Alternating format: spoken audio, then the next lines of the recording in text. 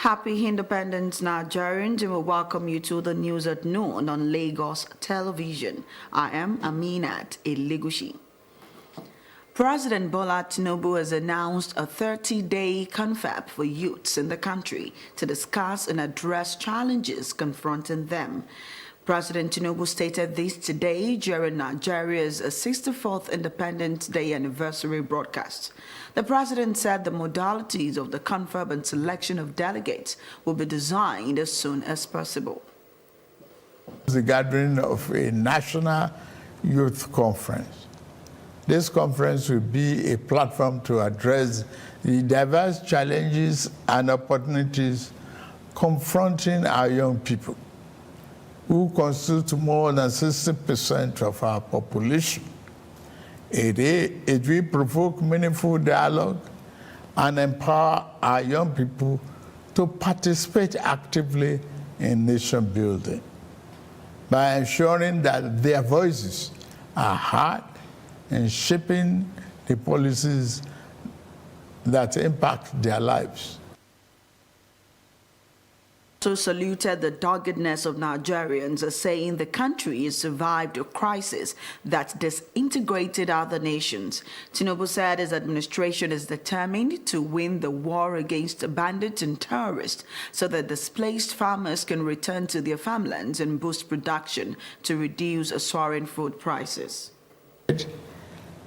Many Boko Haram and bandit commanders faster than ever. As of the last count, over 300 Boko Haram and bandit commanders have been eliminated by our gallant troops in the northeast, northwest, and some other part of the country. We have restored peace to hundreds of communities in the north, and thousands of our people have been able to return home.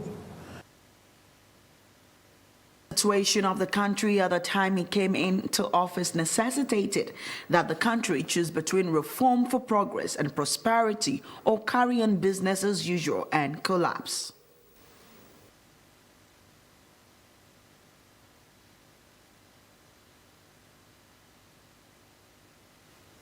The economy is undergoing the necessary reforms and retooling to serve us better and more sustainably.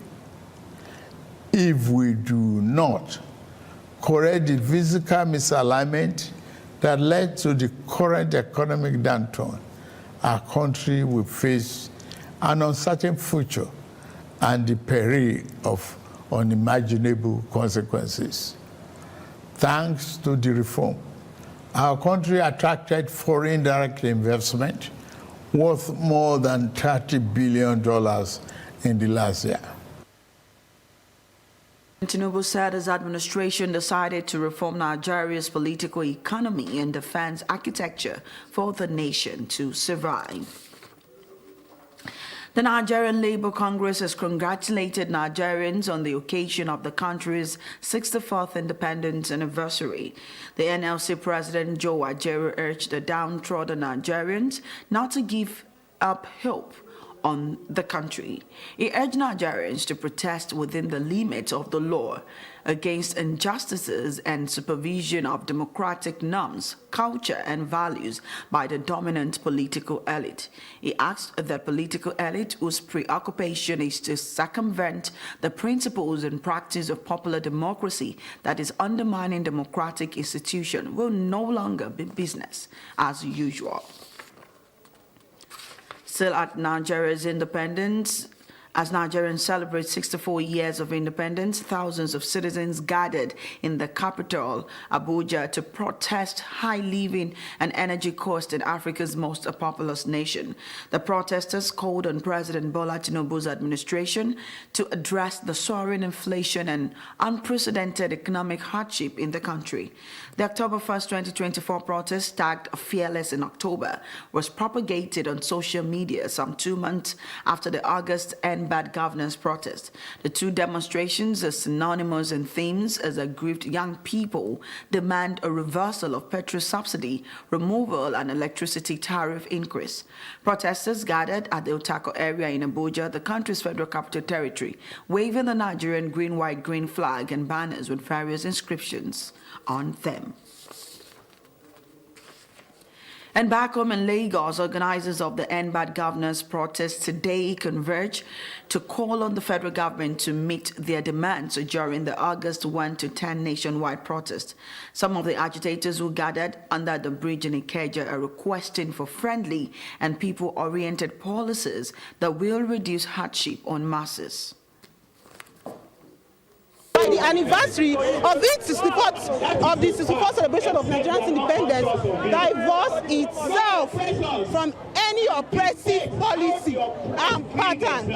One day, things will change. And if the government continues like this, the people will be pushed to war and they will respond. This is a fine time for the government to recalibrate and reconsider all its anti-poor and anti-democratic policies. Protest is part of life, especially in a democracy. It's our constitutional right. Under United Nations law, we have right to protest. ECOWAS law, AU law. So it's a right that we must protest. The country is not all we demanded a few months ago, last month. That should be August. None have been met.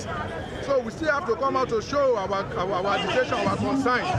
Some people chose to protest, but that does not reflect the mind of all Nigerians. They have their franchise, their right under the law, but that does not mean they are right. The population of the country, they are happy to be alive and that the country is still warm. I think that's what really matters. Know what the other people are doing by way of protest. Police Olariwaju Ishola also reminded the protesters of the subsisting order of the court restricting their actions to Freedom Park, Ojota, Lagos. The population of the country, they are happy to be alive and that the country is still warm. I think that's what really matters. Know what the other people are doing by way of protest.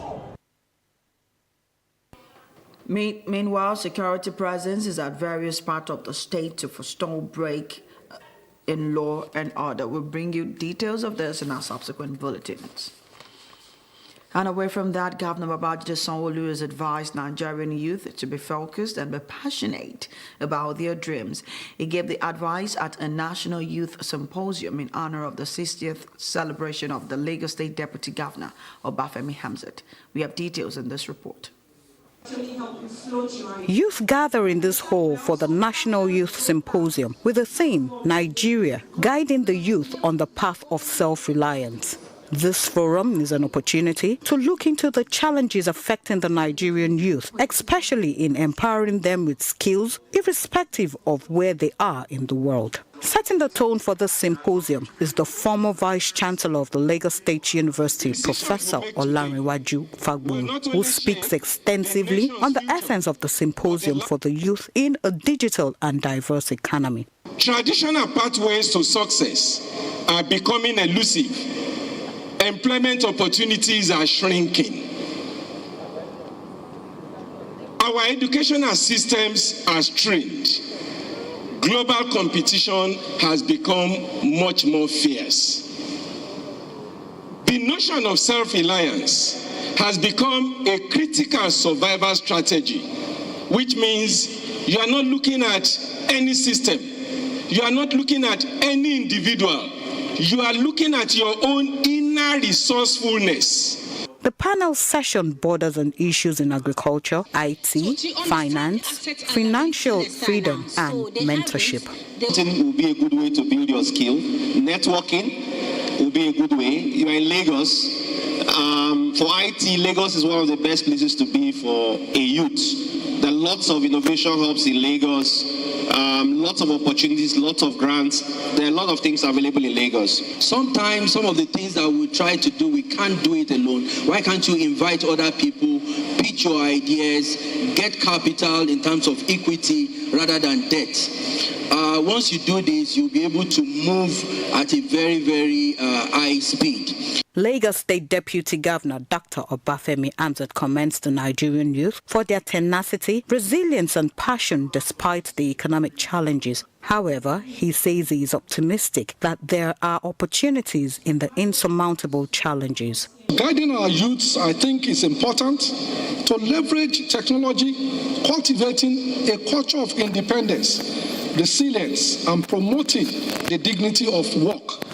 Our youth will not only thrive, but will become an asset for not just Africa, but for the whole world. The truth of the matter is, your attitude in life will also determine your altitude.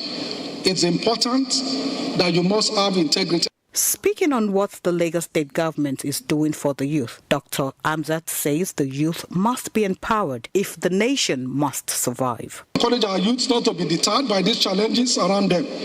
I admit that it can be intimidating, but I know that tough times don't last. Only tough people do. Capping the symposium is Governor Babajide Sanwo-Olu, who lauds the leadership qualities of his deputy. He urges the youth to be self-reliant and passionate about their dreams. We must remember that youths as a people are first of all parts of families. And beyond guiding our youths on a path of self-reliance, we must also guide them that self-reliance can never be established without the commitment of working together with other people and others in the society. The Youth Symposium is in honor of the Lagos State Deputy Governor Dr. Obafemi Hamzat, who clocked 60 on the 19th of September.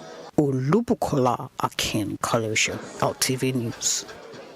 In sport, head coach Bankole Olowokere has listed Captain Taiwo Afolabi, Harmony Chidi and Peace Effiong in his 21-woman Flamingos roster for this year's FIFA Under-17 Women's World Cup Finals in Dominican Republic. The clinical Chidi scored 13 of the team, recording setting 25 goals in a qualifying series as a bronze medalist from the last edition of the championship in India, brainstormed their way past Central African Republic, Burkina Faso and Liberia in the continental campaign. Nigeria will compete in Group A of the 16-nation finals alongside host nation Dominican Republic, Ecuador and New Zealand. The Flamingos will embark on for a 2-week training tour in Santo Domingo, capital city of Dominican Republic, ahead of the commencement of the tournament. And that's the news at this hour. For more stories, connect with Lagos Television on these social media platforms.